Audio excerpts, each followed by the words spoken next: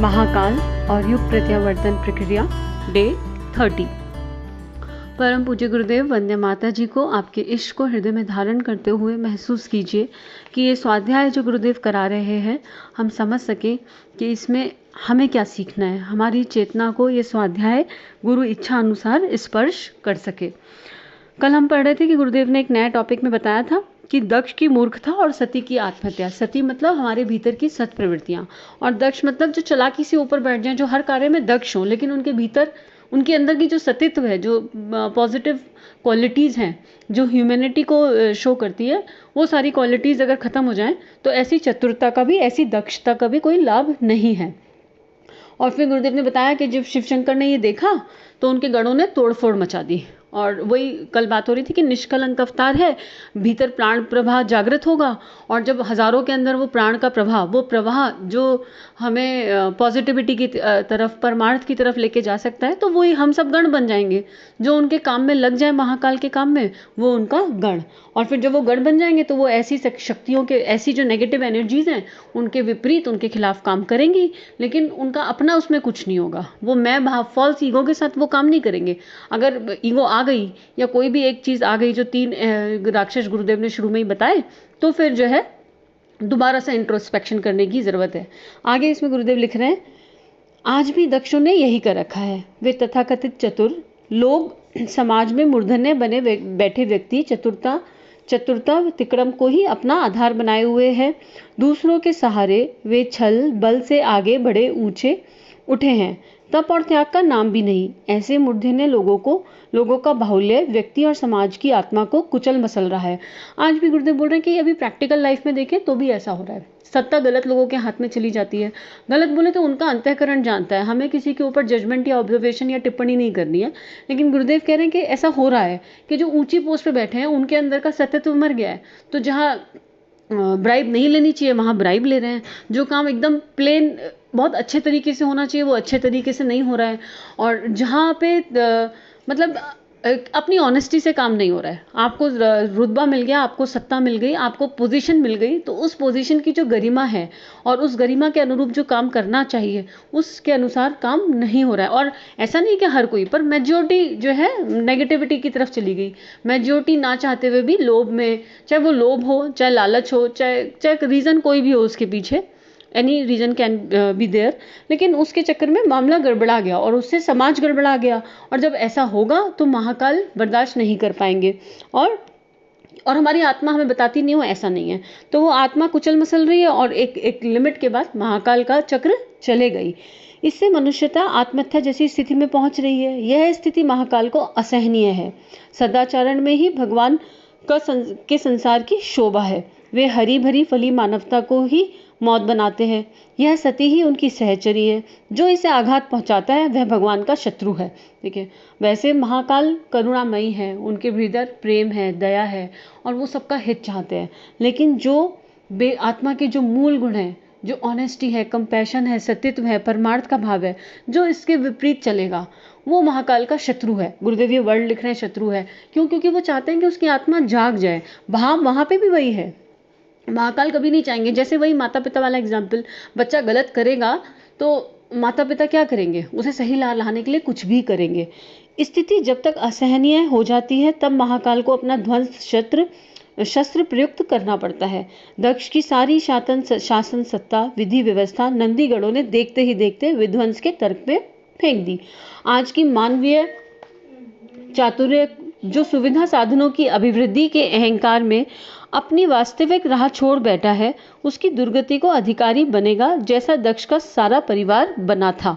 अभी गुरुदेव यही बात अलग अलग तरीकों से समझा रहे हैं कि अगर आपके पास, आप अपने तप करे बिना और अपने एफर्ट्स डाले बिना और चापलूसी करके या वो किसी भी कारण से आप ऊंची पोस्ट पर पहुंच गए हो, लेकिन अगर आप उस पोस्ट का सदुपयोग नहीं कर रहे हो, उस पद की गरिमा के अनुरूप कार्य नहीं कर रहे हो, और आप गलत राह पे हो जहाँ परमार्थ का भाव नहीं है, तो फिर ज़्यादा दिनों तक आपकी सत्ता टिकेगी नहीं। अगर आप अपने फॉल्स ईगो में ये सोच रहे हो कि सारी पावर आपके पास है, तो वो पावर आपके पास ज़्यादा दिनों तक रहेगी नहीं, क्योंकि ये महाकाल को असहनीय है।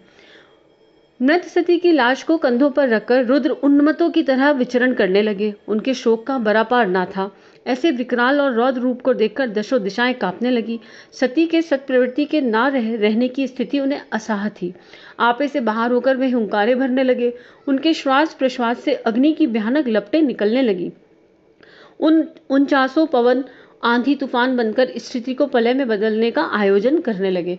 अभी अगर इसे सही दृष्टि से देखें तो अभी क्या हो रहा है, अभी यही हो रहा है कि महाकाल इस समय परेशान है। क्योंकि क्यों, हमारे अंदर की सत्यत्व, हम सब मेजोरिटी के अंदर का जो सत्यत्व है वो नष्ट हो गया है और वो परेशान है, वो हुंकारे भर रहे हैं और उसकी वजह से सिचुएशन जो बाहर हमें दिखाई दे रही है आ गई है। एक ऐसी विपदा जिसका कोई ओर छोर समझ नहीं आ रहा, जिसमें मानवता ग्रसित है, जिससे मानवता पीड़ित है पूरी की पूरी। और क्या, हमारे ही अपने कर्म है और वो अभी भी चाह रहे हैं कि हम जाग जाएं, हम जाग जाएं, हम जाग जाएं। कैसे जाएंगे? अपने भीतर जाके हर पल अलर्ट हो जाएं, अवेयर हो जाएं, कोई ऐसा भाव विचार अंदर ना जाने पाए जो जाने योग्य नहीं है। तो ये भयानक लपटें ही निकल रही हैं और ये लपटें कहाँ की है? ये महाकाल की वेदना की लपटें हैं।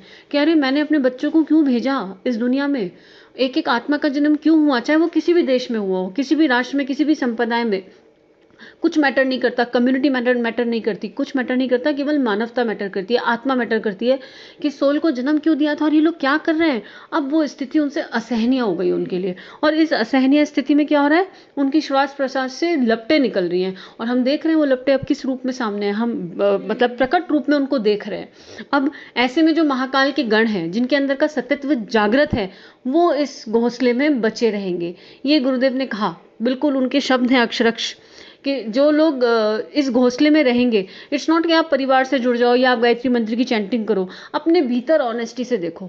अगर आपका मन सच्चा है, शुद्ध है, तो कुछ भी हो जाए आप बचे रहोगे। क्यों? स्वार्थ के लिए नहीं बचोगे, क्योंकि आपको महाकाल का गण बन के इस परिस्थिति में अपना योगदान देना है। योगदान कैसे दोगे वो आप अपने दिल से पूछो। हमें अच्छे से पता होता है कि हम किस में दक्ष हैं और किस कार्य को हम भगवान के काम में किस एनर्जी को लगा सकते हैं। हालांकि तो सारी एनर्जी उन्हीं की दी हुई है।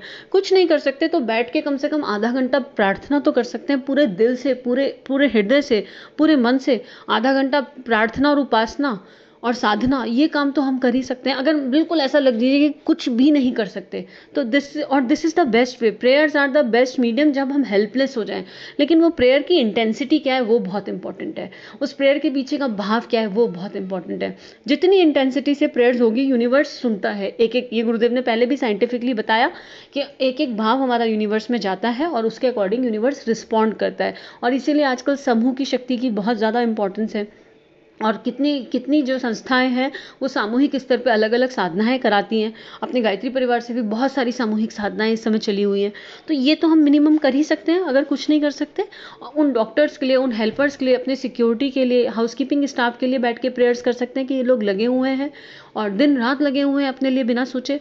तो अपना रोल हम खुद डिसाइड कर लें और कुछ नहीं तो ये बहुत बड़ा काम है, फुल इंटेंसिटी से सबके हित के लिए प्रेयर, जो बेस्ट हो भगवान वो कर दो और हमें हमारा रोल बता दो और जो हमारा रोल है वो हमसे करवा के ले जाओ। आगे गुरुदेव लिख रहे हैं कि अब क्या हुआ, जब महाकाल के लिए असहनीय हो गई स्थिति तो देवता कांप गए, क्योंकि स्थिति विषम थी। विचार हुआ, सृष्टि के पालक और विष्णु आगे आए। पालक मतलब ब्रह्मा जी और विष्णु जी आगे आए। देवता जिनके अंदर देवत्व का उदय हो गया वो भी घबरा गए इस परिस्थिति को देख के। अभी कितनी सारी मानव जाति जो पॉजिटिव सोचती है वो भी घबराई हुई है कि पता नहीं क्या होगा, कैसे होगा, किस तरह चीजें चलेंगी। कितने घबराए हुए लोग हैं। उन्होंने चक्र सुदर्शन से सती के मृतक शरीर को 11 हिस्सों में काट दिया। अब वे टुकड़े दूर दूर फेंके गए। सती मर तो सकती नहीं थी, वे अमर है। ऑब्वियस है, जो अच्छी क्वालिटीज़ हैं वो कभी मर सकती हैं क्या? एनर्जी को ख़त्म नहीं किया जा सकता, ट्रांसफॉर्म किया जा सकता है। तो नेगेटिव अगर कोई क्वालिटी है ना, उसको अच्छे में कन्वर्ट किया जा सकता है। अच्छा, जैसे फॉर एग्जाम्पल हम देर तक सो रहे हैं तो इसको ट्रांसफॉर्म करके हम जल्दी उठ जाएंगे, ये ट्रांसफॉर्मेशन हुआ ना।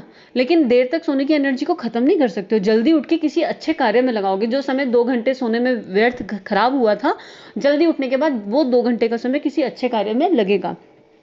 तो यही बात कह रहे हैं कि सती मर तो नहीं सकती थी, क्योंकि सती तो पॉजिटिव गुणों का समुच्चय है, श्रेष्ठ गुणों का समुच्चय है। कंपैशन है, दया है, सतीत्व है, ऑनेस्टी है।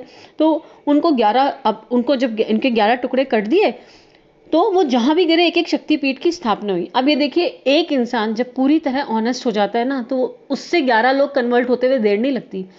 माँ सती के शरीर से ये एग्जाम्पल गुरुदेव रहे, 11 टुकड़े हुए और वो 11 अलग अलग जगह फैल गए और अलग अलग शक्तिपीठों की स्थापना हुई। और गुरुदेव ने कहा कि मुझे अपने हर बच्चे को चलता फिरता शक्तिपीठ बनाना है। शक्तिपीठ मतलब आप शक्ति को धारण किए हुए चल रहे हो। कौन सी शक्ति? उस देवीय शक्ति को आप इस कदर अपने अंदर धारण कर लो कि आप खुद को भूल जाओ, मैं फॉल्स ईगो से बाहर, और फिर आपके ऑरा से ही लोग इफेक्ट होने लगे।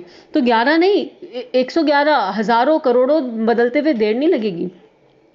कितने बदलेंगे कितने नहीं, उसकी क्वांटिटी में भी नहीं जाना, हमें वो गिनने की जरूरत ही नहीं पड़ेगी। ऑटोमेटिक होगा कि आपकी एनर्जी से, और वो एनर्जी एक्चुअली आपकी नहीं होगी। अगर ये वर्ल्ड ही गलत हो जाता है, क्योंकि हमारा मैं भाव बीच में आ जाता है ना, उस परम सत्ता, वो परम सत्ता कब एज एन इंस्ट्रूमेंट हम लोगों को यूज कर लेगी और हमारे थ्रू 11 नहीं पता नहीं कितने अगणित लोगों को ऊर्जा मिल जाएगी, हमें पता ही नहीं चलेगा। और अगर पता चल रहा है तो समझ लो ईगो बाकी है, फॉल्स ईगो में अटके हुए हैं। अगर पता चल रहा है, अगर ये भाव आ रहा है कि मैंने किया, मैंने करवाया, या मैंने कहीं, मेरा कहीं कोई रोल प्ले था, तो फिर कहीं ना कहीं कुछ गड़बड़ है। असल में तो पता ही नहीं चलेगा कि कब ऐसा हो जाएगा। तो जब माँ शक्ति के 11 टुकड़े किए, वो 11 शक्तिपीठ बने, तो हम भी अपने आप में प्रण लें कि हम अपनी ऊर्जा को, हम अपने कार्यों को, अपने भावों को इतना पवित्र रखेंगे कि कब हम शक्तिपीठ बन जाएं हमें पता ही ना चले, और प्रभु हमसे काम करा के ले जाएं, और ऐसा कराए कि हमें पता भी ना चले। आगे लिखा है, संसार में 11 शक्तिपीठ इस प्रसिद्ध हो गए। एक एक जगह नई सती उत्पन्न हुई। शिव अपनी सहधर्मिणी को 11 गुना विकसित पाकर संतुष्ट हो गए और 11 रुद्रों के रूप में पुनः आनंद पूर्वक अपने नियमित कार्य में लग गए। एक और एक के अंक के समीप आ जाने से 11 बन जाते हैं। शिव और सती का, परमात्मा का और सत प्रवृत्ति का सुयोग जब भी कभी कहीं भी होगा, वहीं एक और एक मिलकर 11 होने की उक्ति चरितार्थ होगी। शिव सती का सौम्य समन्वय एकादश शक्तिपीठ और एकादश रुद्रों के रूप में आनंद उत्पन्न करता हो, इसमें आश्चर्य ही क्या। देखिए, यहाँ एक और गहन बात छुपी हुई महसूस हो रही है। अब ये परिस्थिति आई है, इसमें सब लोग हाहाकार कर रहे, परेशान हैं, और यहाँ पे भी गुरुदेव ने यही लिखा, हाहाकार हुआ, परेशान थे। तो क्या हुआ, एक सती से 11 सती प्रकट हो गई और एक 11 हो गए। और आज भी कितने लोगों का ट्रांसफॉर्मेशन होगा इन परिस्थितियों के दौरान। इतना लंबा लॉकडाउन है, अपने भीतर लोग जा रहे हैं, समझ रहे हैं कि ये क्या हुआ, उन्हें समय मिल रहा है। कितने ज़्यादा ट्रांसफॉर्मेशन होंगे और कितने सती, कितनों के अंदर सती प्रकट होगी ना, इसका अंदाज़ा भी हम नहीं लगा सकते। ये महाकाल की प्रक्रिया, उनकी योजना है। इस योजना में वो कितनी जीवंत आत्माओं को जागृत करेंगे, जो जीवंत तो हैं पर सो गई हैं। उनके भीतर तो सब कुछ है पर उन्हें भी एहसास नहीं है। वो स्टोरी आती है ना कि एक शेर का बच्चा बकरों के झुंड में पला, तो उसे एहसास ही नहीं था कि वो शेर है और सोया हुआ था। एक दिन एक दूसरा शेर सामने से आया, तो सारे बकरे भागे और ये शेर भी भागा। तो उसको बड़ी हैरानी हुई कि ये शेर क्यों भाग रहा है, भाई ये तो शेर है, ये क्यों मुझे देख के भागा। तो बकरों के साथ साथ तो उसके पास गया और चिंघाड़ा, और तो वो और डर गया। तो उसको पूछा, भाई तू क्यों डर रहा है? बोला, मैं बकरा हूँ। तो उसको नदी में लेके गया, नदी के पास, और नदी में उसकी परछाई दिखाई। और जब उसने परछाई देखी तो उसको बताया कि दहाड़, खुद भी शेर दहाड़ा, और उसको बोला जो अपने आप को बकरा समझ रहा था कि दहाड़। अब जब दोनों दहाड़े तो उसे एहसास हुआ कि यार मैं तो शेर था और मैं तो खुद को बकरा समझ के बैठा था। तो यही हमारी, कितनों की हमारी स्थिति ऐसी है कि हम उस महाकाल के अवतार, अंश, अंग, अवयव पता नहीं क्या हैं, और हम खुद को बकरा समझ के बैठे हुए हैं। और बकरा समझ के बैठे हुए तो बकरे के झुंड में भाग रहे हैं, और उस बकरा मैं करता है। गुरुदेव ने भी एग्जाम्पल भी दिया, क्योंकि बकरा समझ के बैठे हैं तो अपनी फॉल्स ईगो में भी जी रहे हैं। मेरा मैं टर लगाई हुई है मेंढक के जैसे, मैं वाली स्थिति में, और सोच रहे हैं हम बहुत महान हैं, हम बहुत बड़े हैं। तो इन सब चीज़ों में हम उलझ के रह गए। लेकिन जिस समय रियलाइज़ हो जाएगा हमें कि हम उस महाकाल की संतान है, हम अपने इष्ट की संतान है, और हमें ऐसा काम करना है कि हमारे माता पिता को हम पे गर्व हो, और इस तरह करना है कि बकरे की जैसे मैं नहीं चालू हो जाए। इस तरह करना है कि करते हुए भी एहसास ना हो कि कर रहे हैं, सब कुछ वही करवा रहे हैं। ये महसूस करने वाली बात है। जब इस यात्रा पे चलते हैं तो इतने सारे ईगो के लेयर्स, इतने सारे सूक्ष्म लेयर्स हैं कि ये महसूस करने वाली बात है। पर जिस पर ये लगे ना कि हम कर रहे हैं, जिस पल ये भाव आ जाए, उस समय इंट्रोस्पेक्शन की स्ट्रॉन्ग ज़रूरत है। तो अपने भीतर जाने का वही रास्ता है। तो आज के लिए इतना ही, आगे का कर लेते हैं। परम पूज्य गुरुदेव वंदनीय माता जी को हृदय से आभार, विश्व में शांति की प्रार्थना। ओम शांति ही शांति ही शांति ही, सर्वारिष्ट सुशांतिर भरवतु।